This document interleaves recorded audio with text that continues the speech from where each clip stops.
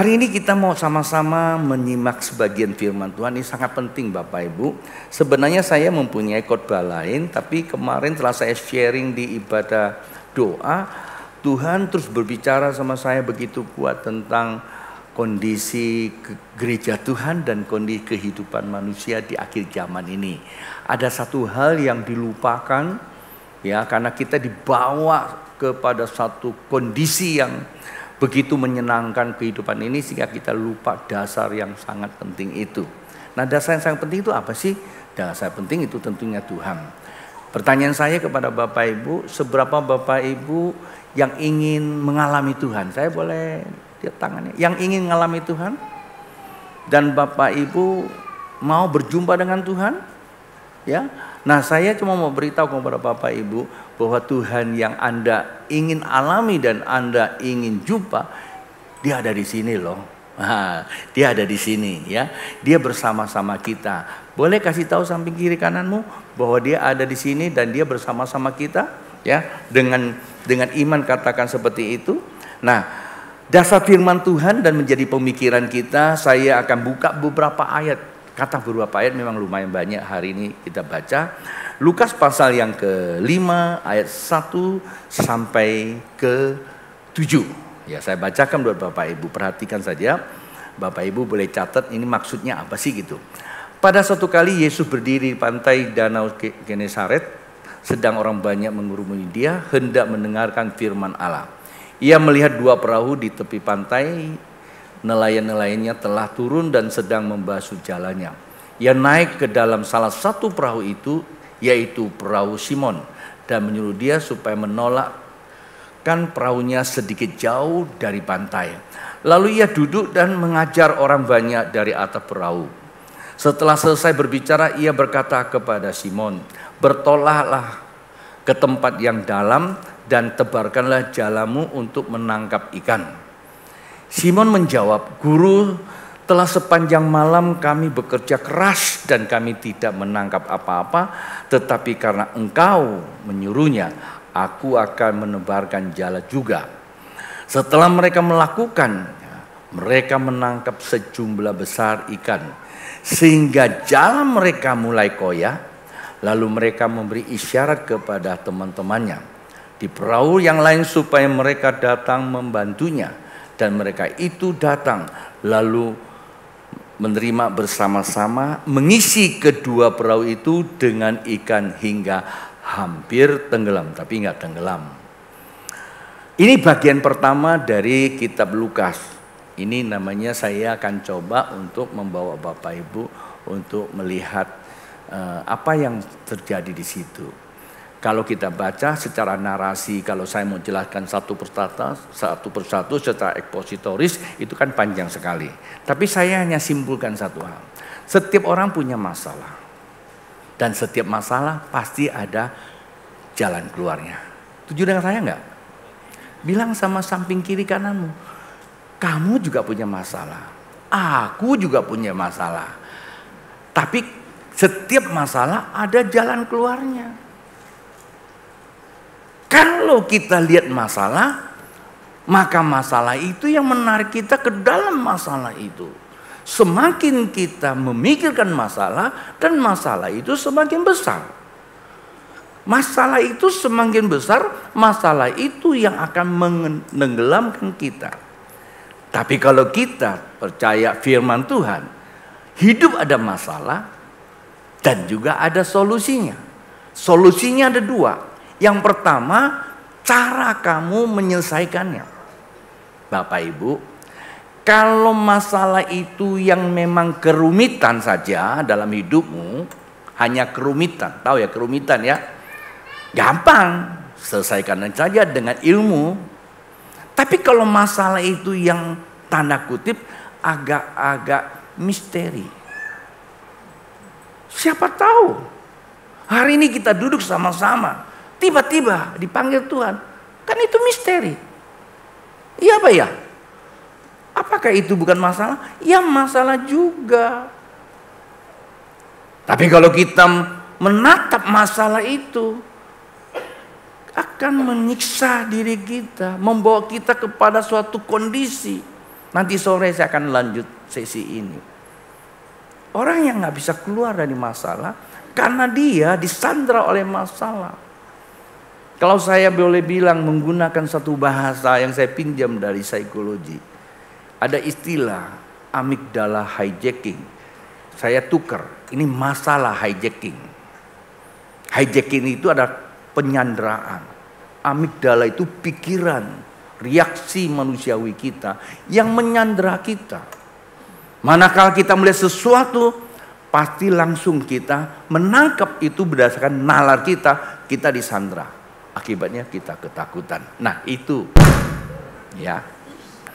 Nah artinya setiap masalah ya, tiap masalah ada jalan keluar. Tadi katakan ada dua. Satu dengan cara ilmu pengetahuan, tetapi yang kedua dengan iman. Nah kalau iman itu berarti menyentuh keilahian Allah. Seringkali saya menggunakan istilah divine connection. Hari-hari ini kita terus melakukan namanya ibadah ya, Divine Healing Movement. Dari momentum 21 hari berdoa berubah menjadi movement healing.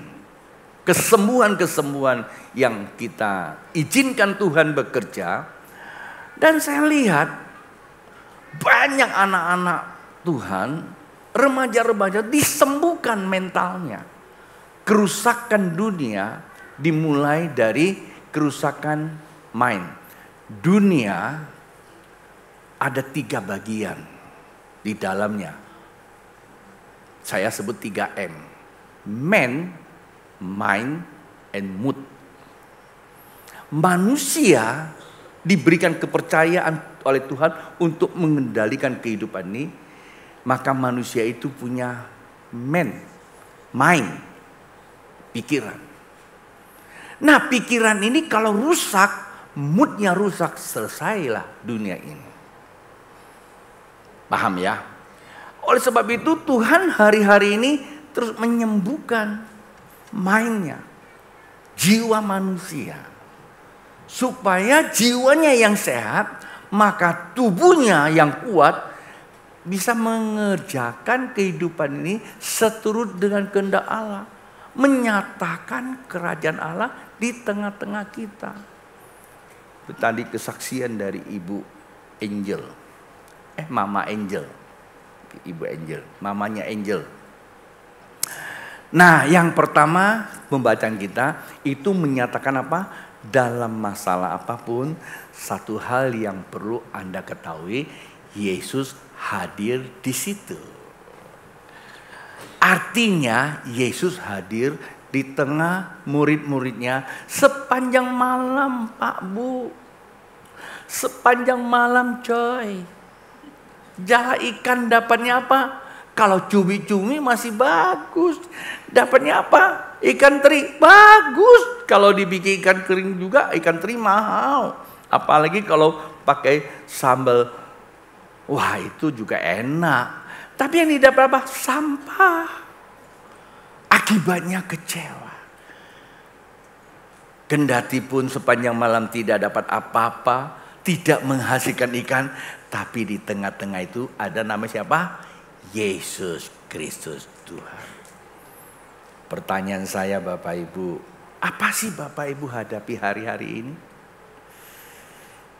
Jikalau kita dihadapi masalah, siapa yang bisa nolong kita? Anda datang ke pendeta. Ya kalau pendeta yang agak sedikit ini ya akan bilang beginilah begini. Saya pendeta nggak berani terlalu banyak bicara Dengan ilmu saya kalau orang lagi kena masalah, kalau datang masalah bagaimana mesti kayak kita bisa menghibur dia. Ya saya cuma tanya, kalau Anda ngalami ini menurut Anda bagaimana caranya? Pagi tadi Suprapto datang ke saya, bagaimana? Saya tanya, kalau begitu bagaimana kamu? Jawaban itulah yang saya katakan, saya dukung. Itu betul. Ya kan? Umpamanya Herbie hadapi masalah, nanya saya, bagaimana Be? Saya lagi sedang ngalami gini-gini. Saya tanya, menurut kamu yang kamu hadapi itu gimana? Iya, saya berdoa pada Tuhan. Nah itu yang saya dukung.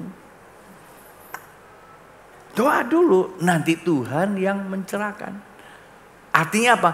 Di dalam setiap persoalan, satu hal yang tidak boleh kita lupa, Yesus ada di tengah kita.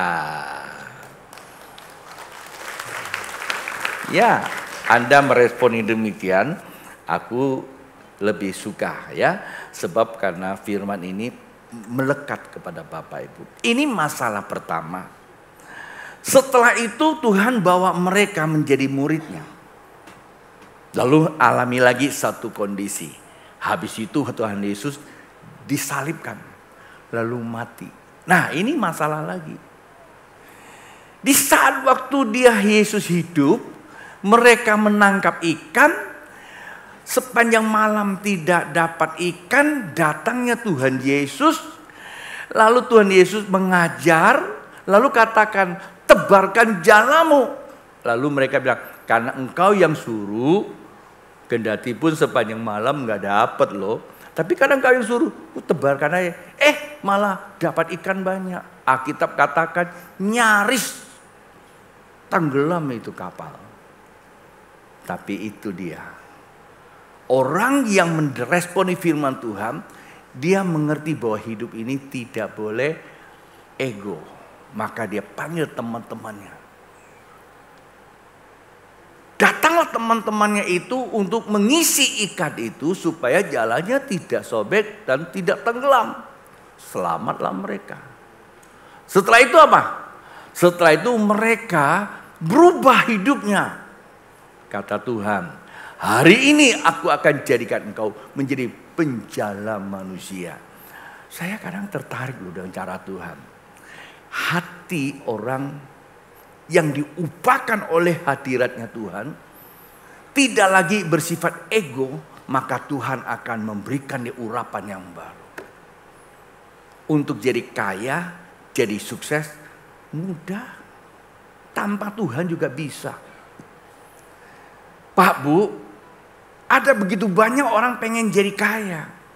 Saya juga dorong. Tapi lebih daripada itu, siapkan hatimu yang kaya. Seperti murid-muridnya ini. Kenapa dia bisa berubah menjadi penjala manusia? Karena pada saat mereka mendapatkan ikan sejumlah besar, mereka tidak hanya tenggelam oleh karena kepuasan, tapi mereka ingat yang lain. Dan hati seperti itulah yang Tuhan ingin pakai. Bapak Ibu pernah baca Alkitab, mengapa 40 tahun kemudian Musa yang lari dari Mesir, Tuhan pakai. Karena hatinya tidak ego. Kenapa dia lari? Karena dia ingin menolong orang-orang di sana. Kendati pun dia tidak mendapatkan kebaikan pada masa itu. Dia harus lari. Tapi 40 tahun kemudian Tuhan masih melihat hatinya. Karena dia membeli benih ilahi, punya kasih Allah, Tuhan urapi dia, maka dia menjadi orang yang berkenan di hati Tuhan. Dan dia menjadi orang pertama yang mengajarkan agama Taurat. Seperti tadi ibu itu cerita, dia kesaksian. Pada saat waktu dia datang ibadah bersama 21 hari, awal-awalnya biasa-biasa saja. Tapi dia mengambil keputusan untuk mengikuti ibadah itu. Dia berdoa bersama. Dan dia dilawat Tuhan. Dia tidak puas hanya dilawat Tuhan. Dia tahu teman-temannya yang tidak hadir. Dia mulai ceritakan satu sama lain. Oleh karena itu banyak orang datang dan diberkati. Terutama anak-anak muda. Pertanyaan saya ya ketiga buat Bapak Ibu. Kalau saja Bapak Ibu mengerti tentang rahasia ini. Berjumpa dengan Tuhan itu mudah. Tetapi dipakai Tuhan itu yang tidak mudah. Bapak begitu melihat ada pekerjaan Tuhan, Bapak Ibu sudah berjumpa dengan Tuhan. Tapi untuk dipakai Tuhan memerlukan hati kebersamaan. Itu yang Tuhan ingin pulihkan di akhir zaman ini. Itu disebut hati keluarga. Hati yang pedulikan orang lain. Hati yang rela berkorban untuk orang lain. Karena Yesus mati untuk kita. Yesus mati untuk siapa? Halo? Saya mau tanya, Yesus mati untuk siapa? Bisa jawab? Saya selalu tanya orang, Yesus mati untuk siapa? Ya untuk kita lah. Ya enggak lah, Yesus mati untuk dosa. Kalau enggak ada dosa, Yesus enggak mati. Untuk dosa Anda dan dosa saya, dia mati untuk dosa. Artinya Yesus mati sebagai saya untuk hukuman dosa itu. Jadi Yesus mati sebagai saya yang mati. Harusnya kita yang mati kan? Harusnya kita apa? Kebinasaan. Tapi oleh karena Bapa mengasihi kita, Dia tebus kita dari kebinasaan, Allah Yahweh itu. Dengan dia jadi manusia, menjadikan dia ada namanya pertukaran salib. Dia mati sebagai manusia, berarti dia mati Allah yang ilahi. Dia mati sebagai manusia, berarti dia Allah yang tadinya ilahi, manusia yang mengambil rupa Allah. Ketika manusia jatuh dalam dosa, manusia kehilangan gambar Allah, kehilangan kemuliaan Allah. Allah lahir mengambil rupa manusia. Sebagai manusia mati di atas kayu salib. Untuk dosa kita Pak Bu. Itu mesti catat. Lalu sekarang kita hidup. Karena Yesus mati, dia bangkit, dia hidup. Ketika dia hidup, Bapak Ibu mengalami sebuah kematian egonya, maka kita bisa menyatakan sekarang saya hidup sebagai Yesus yang hidup. Supaya dunia bisa lihat Yesus di dalam diri kita semua. Kendati pun kita bukan Tuhan Yesus, tapi kita hidup sebagai Yesus. Udah serupa dengan Yesus belum? Ukurannya bukan perasaan, ukurannya kebenaran. Kalau saya mengatakan saya hidup sebagai Yesus, harus berani. Lalu saya merecek, benar enggak? Ada enggak dalam Alkitab saya genapi? Roh Tuhan itu ada enggak dalam diri saya? Saya hidup bukan saya hidup, Kristus yang hidup saya. Ada enggak itu dalam diri saya?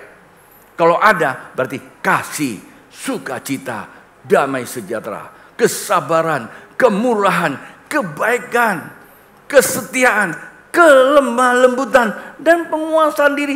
Tiap hari saya melihat itu. Pak Bu, saya habiskan waktu. Tiap waktu saya cek, ada nggak sih itu? Kalau nggak ada, jangan. Berani mengatakan bahwa kamu sudah mengalami hidupnya Yesus. Ngalami, punya agama, iya. Setelah keputusasaan, mereka melihat Yesus yang sudah mati. Lalu murid-muridnya pergi, kita lihat lagi berikutnya ini setelah Yesus sudah mati dan dia bangkit. Yohanes pasal 21 ayat 4 dan ayat ke-6. Saya bacakan Pak Bu ya, yang kedua. Ketika hari mulai siang, Yesus berdiri pantai. Akan tetapi murid-murid itu tidak tahu bahwa itu adalah Yesus. Anda lihat ya, sekian tahun kemudian mereka bersama Yesus setelah mati, bangkit mereka. Ketika mereka kembali jadi nelayan, Tuhan Yesus ada di situ. Ya, mereka tidak tahu Yesus itu karena Yesus dalam kemuliaan. Ya, kendati pun mereka 3,5 tahun loh.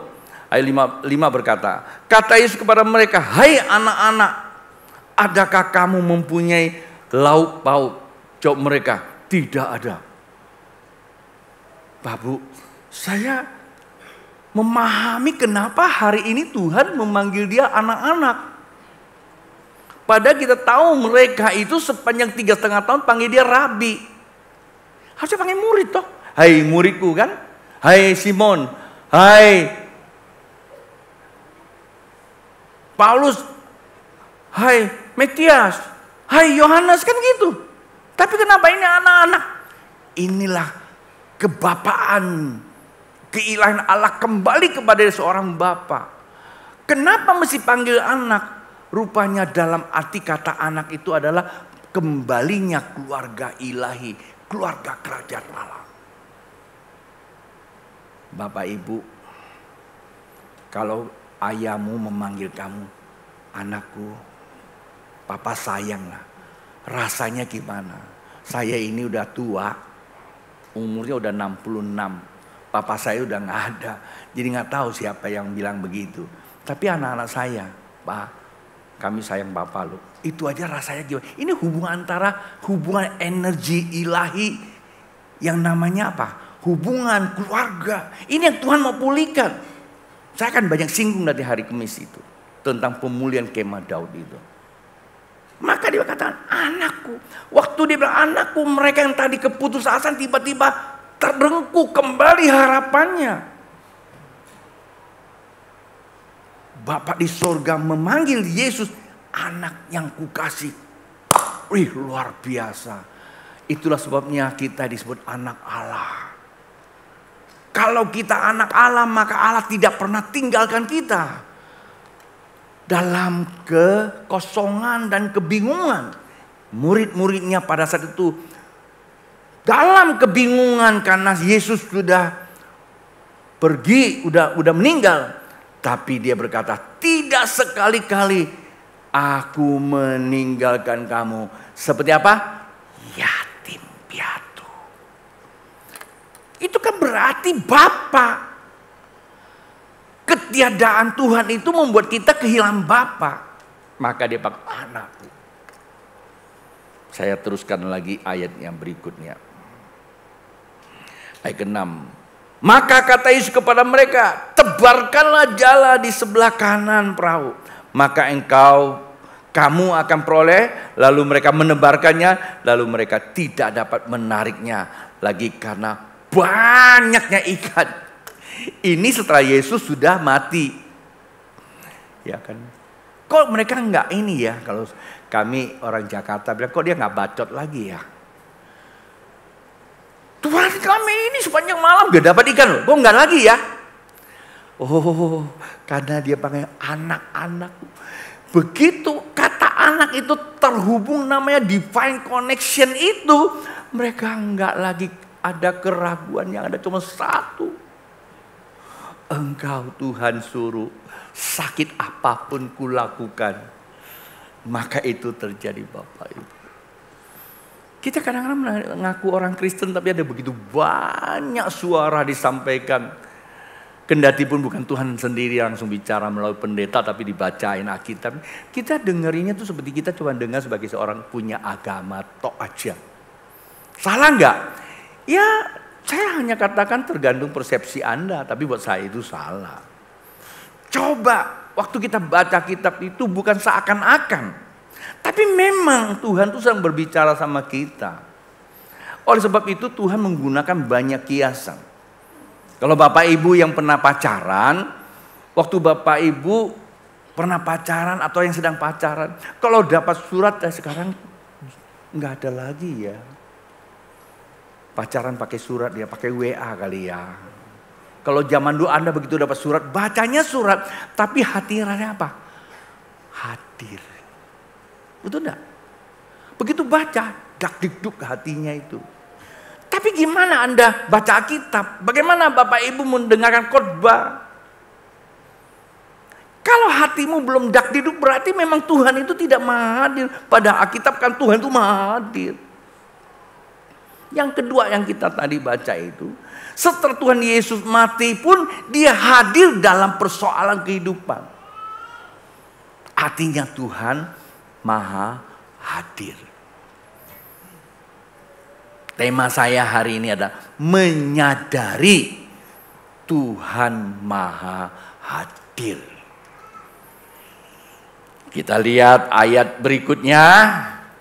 Kolose pasal pertama 25, 26 sampai 27. Ini adalah Rasul Paulus untuk membuka rahasia kerajaan Allah yang selama ini tersembunyi buat orang-orang yang meragukan kehadiran Tuhan. Bacakan ya. Kolose pasal pertama 25, aku telah menjadi pelayan jemaat itu sesuai dengan tugas yang dipercayakan Allah kepadaku untuk meneruskan firman-Nya. Perhatikan baik-baik, dengan sepenuh kepada kamu, jemaat di Kolose maksudnya, yaitu rahasia yang tersembunyi dari abad ke abad dan dari turunan ke turunan, tetapi yang sekarang dinyatakan kepada orang-orang kudus. Selama ini rahasia buat orang Israel yang kerjanya cuma ngegerutu, membantah. Tapi kata Rasul Paulus hari ini, bukan lagi rahasia, tetapi dinyatakan kepada orang-orang kudus. Pak, Bu, pertanyaan saya, siapa orang-orang kudus itu? Tunjuk kiri kanan, kamu orang itu. Memang kita tidak bisa kudus, Pak, Bu. Kita tidak bisa doa puasa untuk kekudusan. Kita tidak bisa ikut 21 hari berdoa untuk kudus. Kita tidak bisa baptis 10 kali untuk kudus. Kita tidak bisa kudus karena gereja karismatik lompat-lompat jadi rematik gitu loh. Tidak. Tetapi Anda dan saya kudus karena kasih karunia.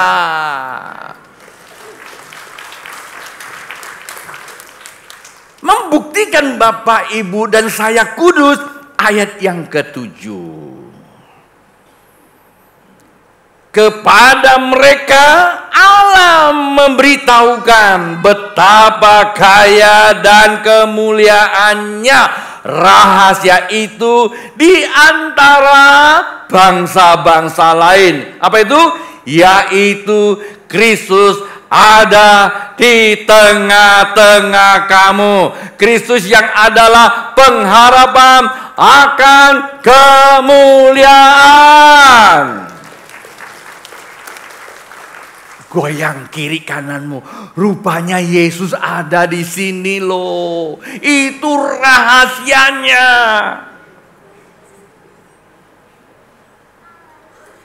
Buat orang yang masih suka cari Tuhan ke gunung dan ke laut dan berkeliaran cari Tuhan, hari ini dengarkan baik-baik. Kerajaan Allah memang sudah dinyatakan, tapi dunia menyerongkannya supaya kita mencari Tuhan dengan pola dunia. Kita tidak temu Tuhan, justru kita temu dengan hantu. Itulah sebabnya menyadari Yesus hadir di sini. Menyadari Yesus hadir di sini. Dan saya tutup dengan beberapa ayat. Masih beberapa ayat lagi loh. Mudah-mudahan Bapak Ibu tidak letih dengar saya khotbah. Beberapa menyatakan.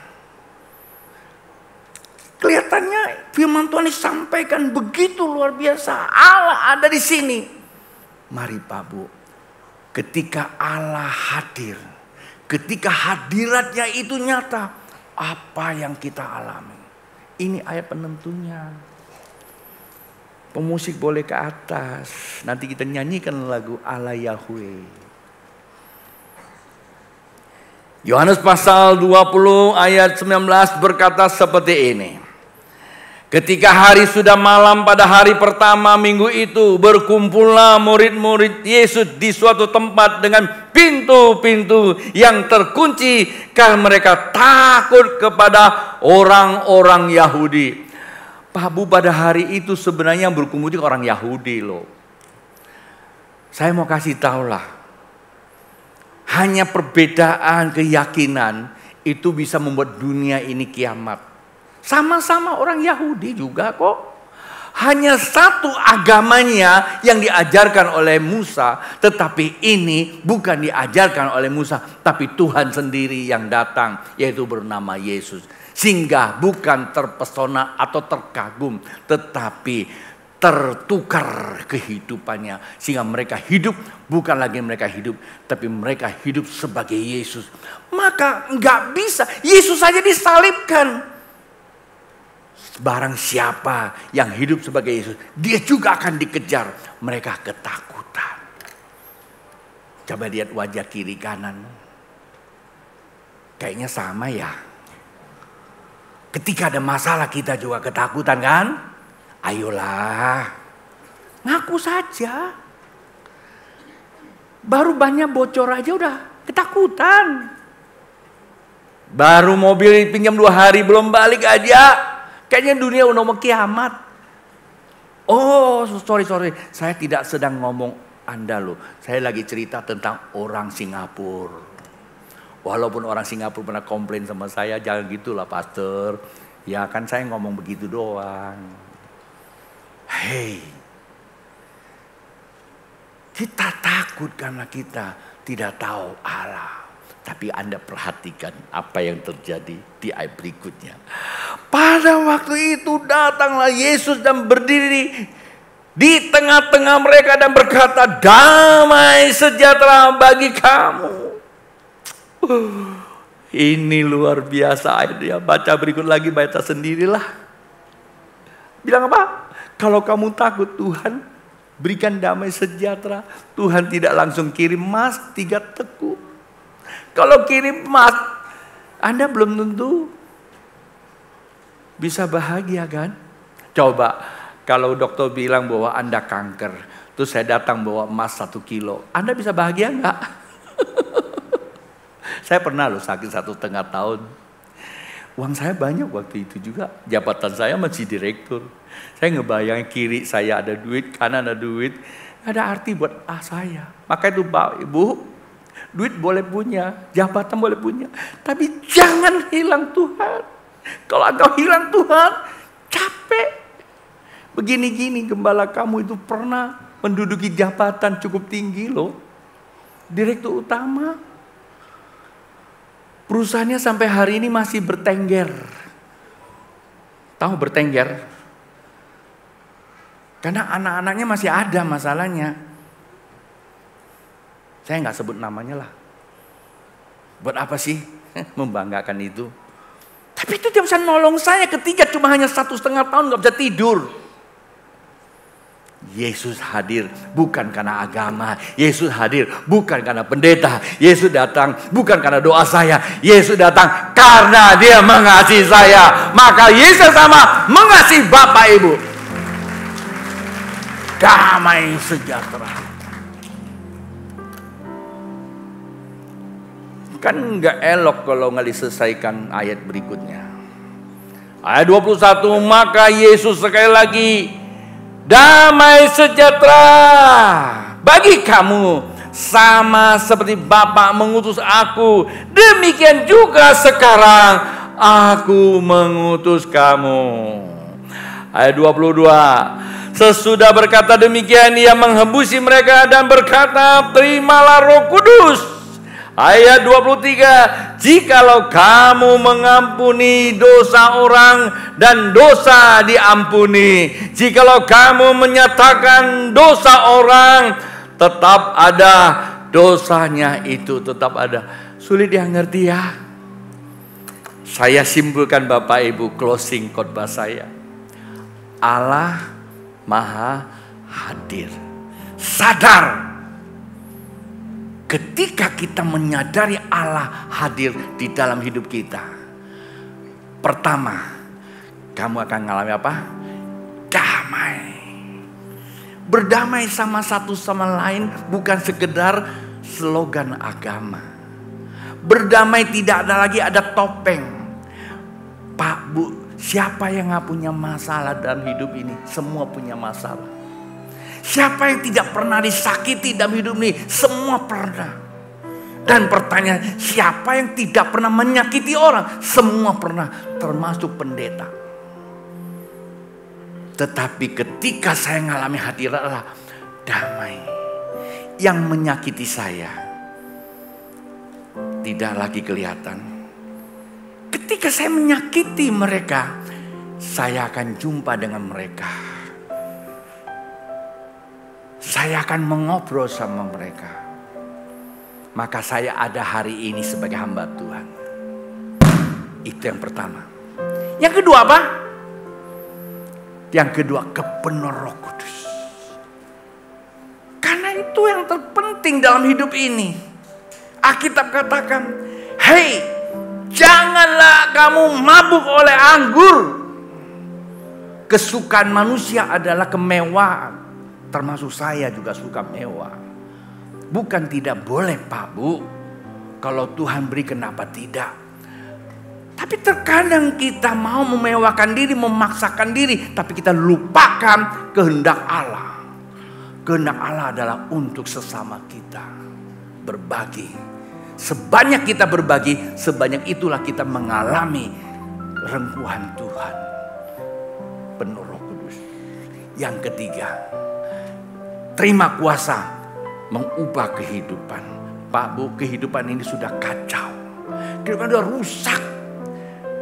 Kalau kita terus melihat kerusakan kehidupan ini akan tambah rusak.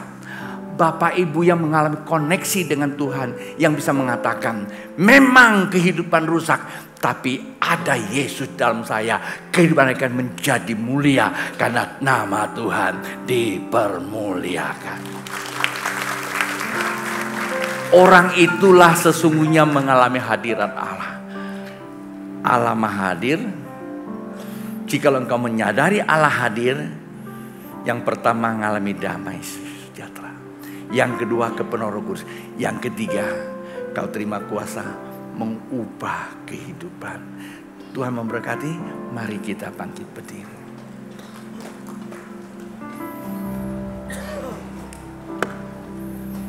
Katakan pada Tuhan dengan hati yang penuh dan rasakan Dia hadir di sini. Yesus hadir bukan slogan, tapi Yesus hadir adalah kebenaran. Waktu engkau mengatakan Allah Yahweh, pikiranmu terkonek kepada Dia, hatimu rasakan. Izinkan Dia memeluk kamu. Mungkin saya berkata seakan-akan. Bahasa seakan-akan itu dia meniadakan itu hanya sugesti. Betul. Ilmu mengatakan sugesti. Tetapi di dalam kebenaran mengatakan itu bukan sugesti. Waktu Anda merasakan, walaupun tidak melihat, Dia benar hadir. Karena kita itu rahasia. Nikmati, alami, rasakan. Yahweh yang besar. Jadikan pujian ini Aku sebagai bagian dari pengakuan iman kita kepada Tuhan. Oh, Allah Yahweh yang benar. Yesus. Ku kagum kemurahan-Mu.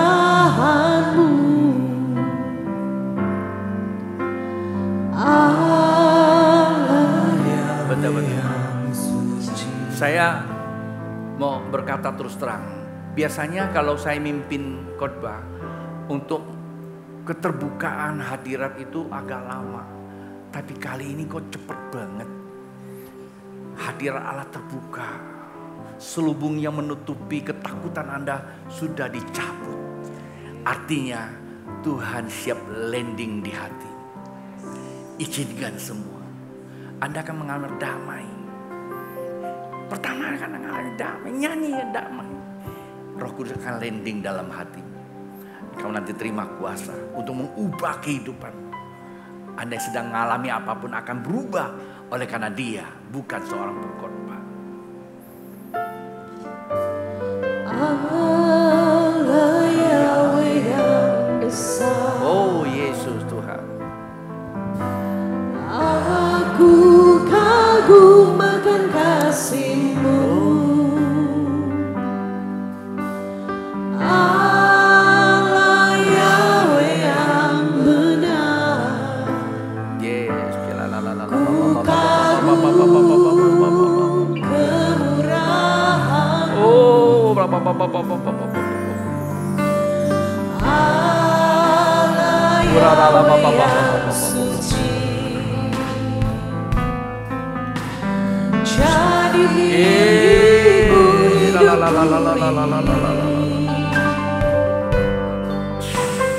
Allah Yahweh Maha Tinggi. Pakailah hidupku saat Kau angkat aku dari kebinasaan. Kau tebus aku dari kesia-siaan. Harga diri Kau berikan, tujuan hidup Kau tunjukkan. Mari kedua tangan terangkat bagi Dia Tuhan. Ya, aku sangat Dia hadir kagum. dan sekarang rasakan kehadirannya. Kau angkat aku dari Dia melawan orang yang membutuhkan pertolongan. Kau tebus aku dari Seberat kesia-siaan. apapun masalahmu, Tuhan hadir.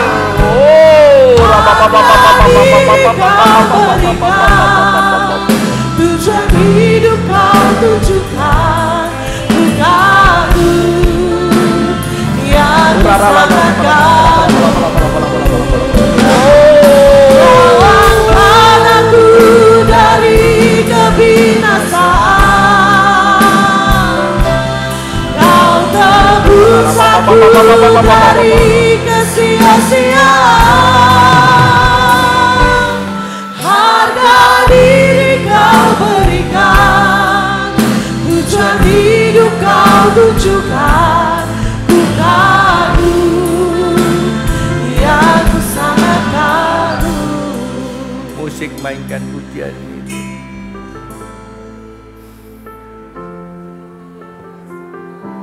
Kemampuan manusia terbatas. Penjabaran firman pun terbatas.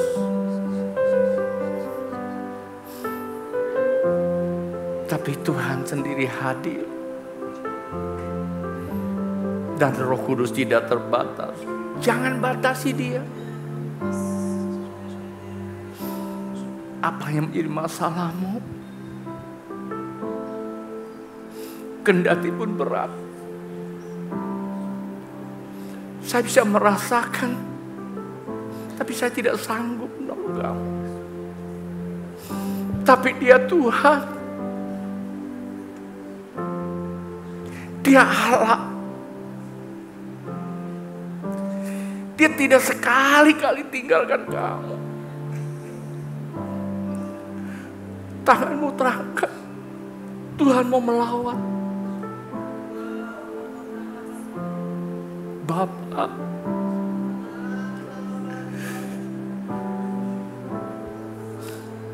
damai-Mu turun atas mereka. Roh-Mu penuhi mereka. Kuasa-Mu mengubah kehidupan mereka.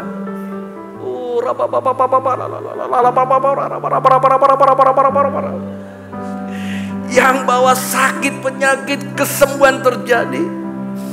Mereka yang di online, dimanapun mereka berada, ada kesembuhan terjadi.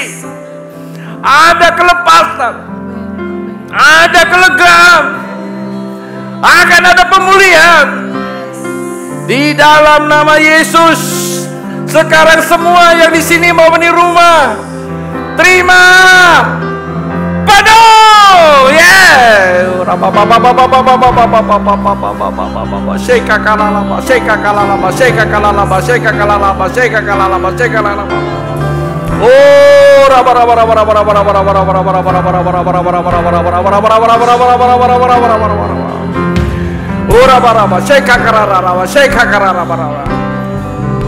Buat Bapak Ibu yang ingin terima Yesus sebagai Tuhan, yang ada di sini maupun di rumah, ikuti doa saya.